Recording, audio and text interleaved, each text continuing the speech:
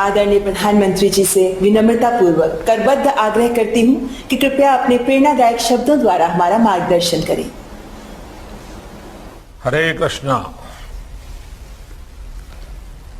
आज के इस पुण्य अवसर पर हमारे साथ जुड़ रहे देश के संस्कृति मंत्री श्रीमान जी किशन रेड्डी जी, इस्कॉन ब्यूरो के प्रेसिडेंट श्री गोपाल कृष्ण गोस्वामी जी और दुनिया के अलग अलग देशों से हमारे साथ जुड़े हुए सभी साथी कृष्ण भक्तगण, परसों श्री कृष्ण जन्माष्टमी थी और आज हम श्रील प्रभुपाद जी की 125वीं जन्म जयंती मना रहे हैं। ये ऐसा है जैसे साधना का सुख और संतोष दोनों एक साथ मिल जाए। इसी भाव को आज पूरी दुनिया में श्रील प्रभुपद स्वामी ने लाखों करोड़ों अनुयायी और लाखों करोड़ों कृष्ण भक्त स्वाभाविक रूप से अनुभव कर रहे हैं। मैं सामने स्क्रीन पर अलग अलग देशों से आप सब साधकों को देख रहा हूं। ऐसा लग रहा है जैसे लाखों मन एक भावना से बंधे हो, लाखों शरीर एक कॉमन कॉन्शियसनेस से जुड़े हुए हो। ये वो कृष्ण कॉन्शियसनेस है जिसकी अलख प्रभुपाद स्वामी जी ने पूरी दुनिया तक पहुंचाई। साथियों, हम सब जानते हैं कि प्रभुपाद स्वामी एक अलौकिक कृष्ण भक्त तो थे ही, साथ ही वो एक महान भारत भक्त भी थे। उन्होंने देश के स्वतंत्रता संग्राम में संघर्ष किया था। उन्होंने असहयोग आंदोलन के समर्थन में स्कॉटिश कॉलेज से अपना डिप्लोमा तक लेने से मना कर दिया था। आज ये सुखद संयोग है कि देश ऐसे महान देशभक्त का 125वां जन्मदिन एक ऐसे समय में हो रहा है जब भारत अपनी आजादी के 75 साल का पर्व अमृत महोत्सव मना रहा है। श्रील प्रभुपाद स्वामी हमेशा कहते थे कि वो दुनिया के देशों में इसलिए भ्रमण कर रहे हैं क्योंकि वो भारत की सबसे अमूल्य निधि दुनिया को देना चाहते हैं।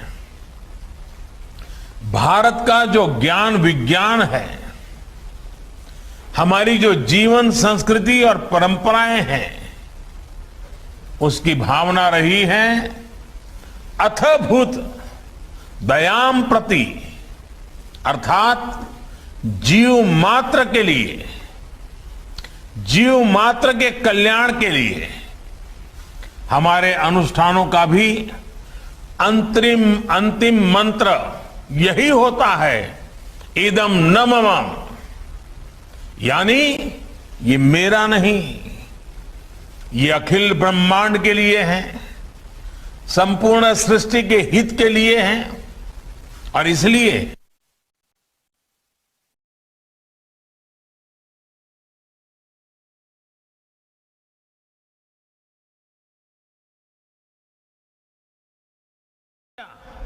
कि वे भारत के चिंतन और दर्शन को दुनिया तक ले जाएं।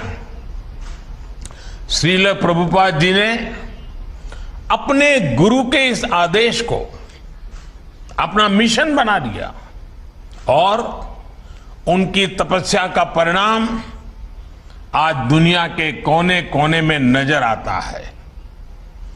अमृत महोत्सव में भारत ने भी सबका साथ, सबका विकास और सबका विश्वास के मंत्र के साथ ऐसे ही संकल्पों को अपनी आगे की यात्रा का आधार बनाया है।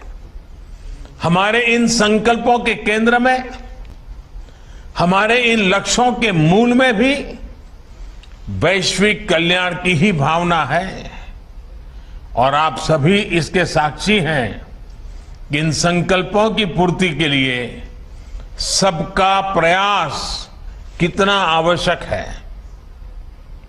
आप कल्पना कर सकते हैं, अगर प्रभुपाद जी ने अकेले विश्व को इतना कुछ दिया है, तो जब हम सब उनके आशीर्वाद से एक साथ प्रयास करें तो कैसे परिणाम आएंगे।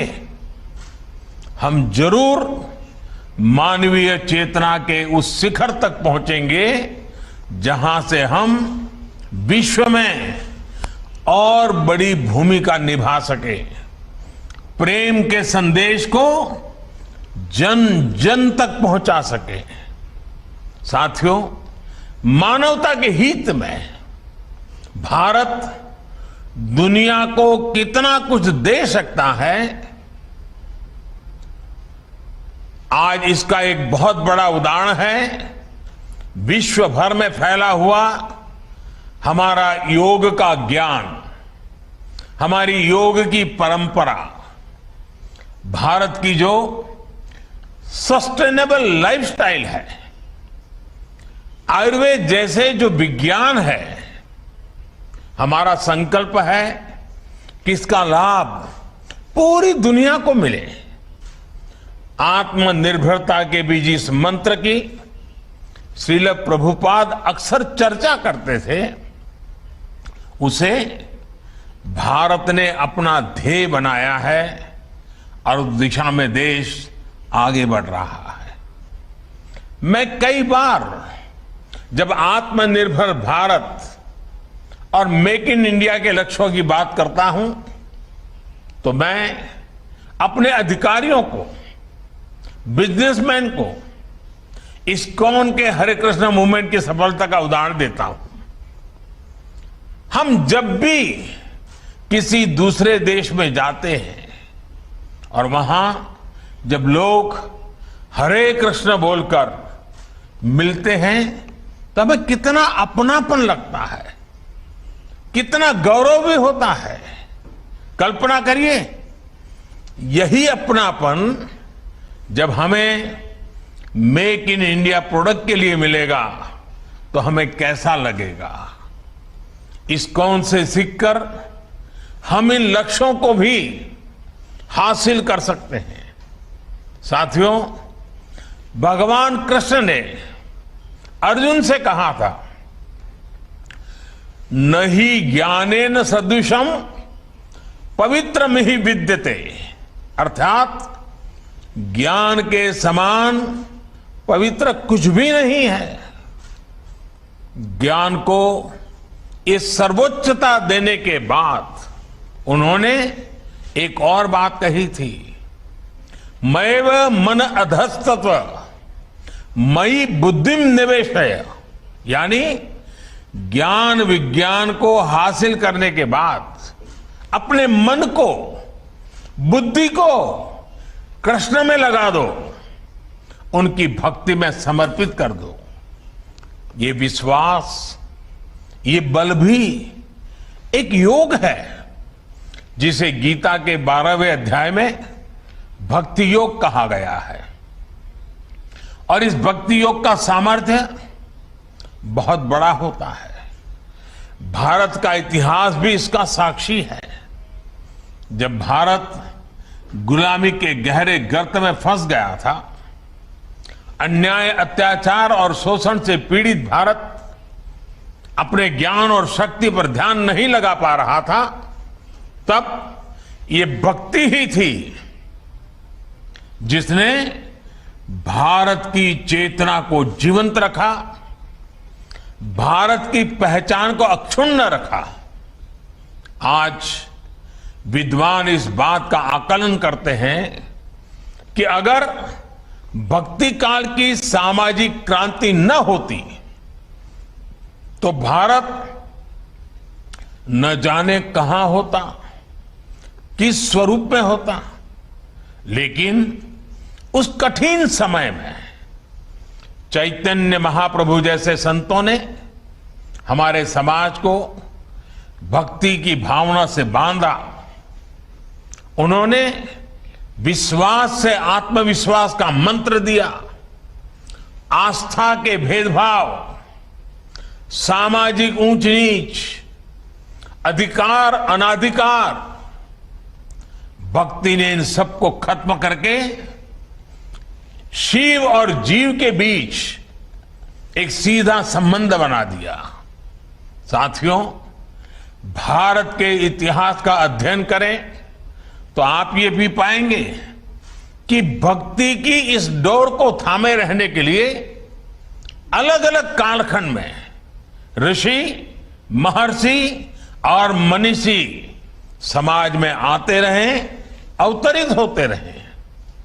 एक समय अगर स्वामी विवेकानंद जैसे मनीषी आए जिन्होंने वेद वेदांत को पश्चिम तक पहुंचाया, तो वहीं विश्व को जब भक्ति योग को देने की जिम्मेदारी आई तो श्रील प्रभुपाद जी और इस्कॉन ने इस महान कार्य का बीड़ा उठाया। उन्होंने भक्ति वेदांत को दुनिया की चेतना से जोड़ने का काम किया। यह कोई साधारण काम नहीं था। उन्होंने करीब 70 साल की उस उम्र में इस्कॉन जैसा वैश्विक मिशन शुरू किया। जब लोग अपने जीवन का दायरा और सक्रियता कम करने लगते हैं, यह हमारे समाज के लिए और हर व्यक्ति के लिए एक बड़ी प्रेरणा है। कई बार हम देखते हैं लोग कहने लगते हैं कि उम्र हो गई, नहीं तो बहुत कुछ करते, या फिर अभी तो सही उम्र नहीं है ये सब काम करने की। लेकिन प्रभुपाद स्वामी अपने बचपन से लेकर के पूरे जीवन तक अपने संकल्पों के लिए सक्रिय रहे। प्रभुपाद जी समुद्री जहाज से जब अमेरिका गए तो वो लगभग खाली जेब थे। उनके पास केवल गीता और श्रीमद् भागवत की पूंजी थी। रास्ते में उन्हें 2-2 बार हार्ट अटैक आया यात्रा के दरमियान। जब वो न्यूयॉर्क पहुंचे तो उनके पास खाने की व्यवस्था भी नहीं थी, रहने का तो ठिकाना ही नहीं था। लेकिन उसके अगले 11 सालों में दुनिया ने जो कुछ देखा, श्रद्धेय अटल जी के शब्दों में कहें तो अटल जी ने इनके विषय में कहा था, वो किसी चमत्कार से कम नहीं था। आज दुनिया के अलग अलग देशों में सैकड़ों इस्कॉन मंदिर है।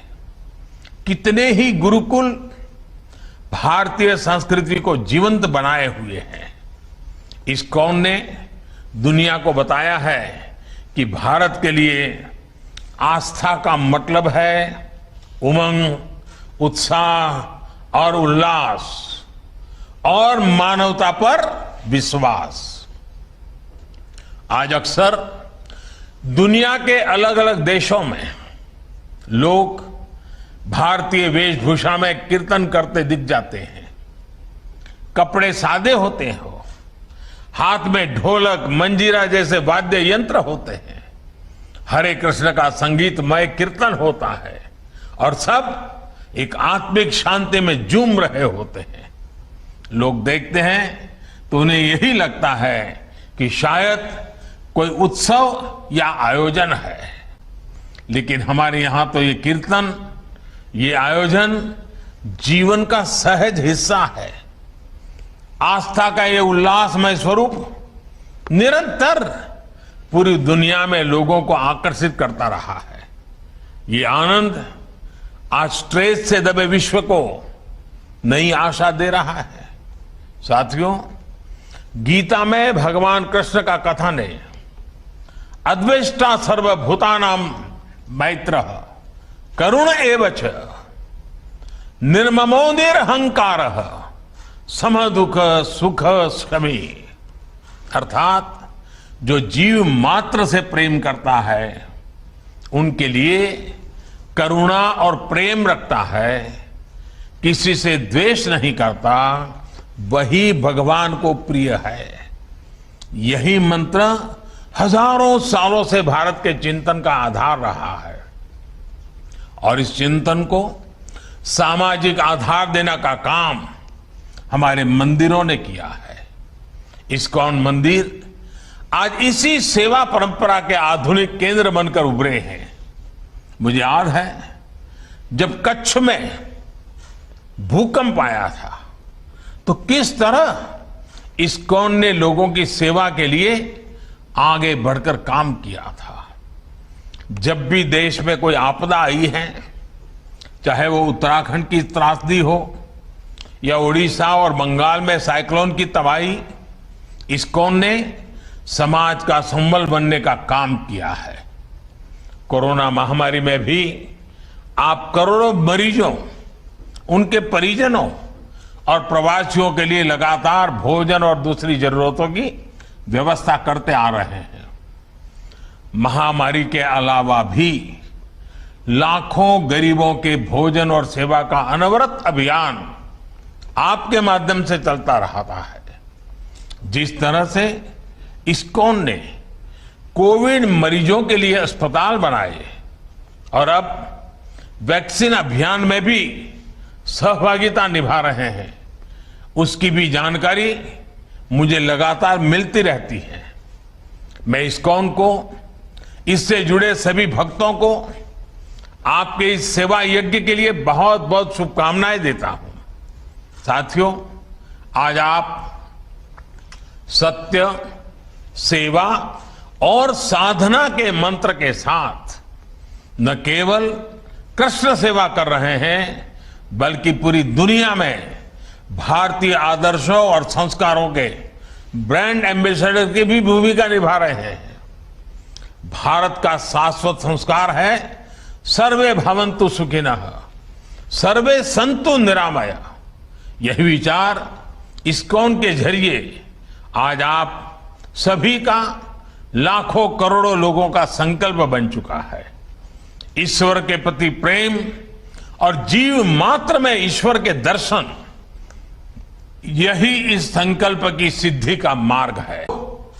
विभूति योग अध्याय में भगवान ने बताया है, हमें विश्वास है कि वासुदेवः सर्वम, वासुदेवः सर्वम का ये मंत्र हम अपने जीवन में भी उतारेंगे और मानव मात्र को भी इस एकता की अनुभूति कराएंगे। इसी भावना के साथ आप सभी का बहुत बहुत धन्यवाद। हरे कृष्ण। बहुत बहुत धन्यवाद माननीय प्रधानमंत्री जी, आपके सुवचनों के लिए हार्दिक आभार, हृदय से साधुवाद। हम माननीय प्रधानमंत्री जी, माननीय केंद्रीय संस्कृति मंत्री आदरणीय श्री गोपाल कृष्ण गोस्वामी महाराज और विश्व भर से हमारे साथ जुड़े अतिथिगण और भक्तगण का धन्यवाद करते हैं। नमस्कार।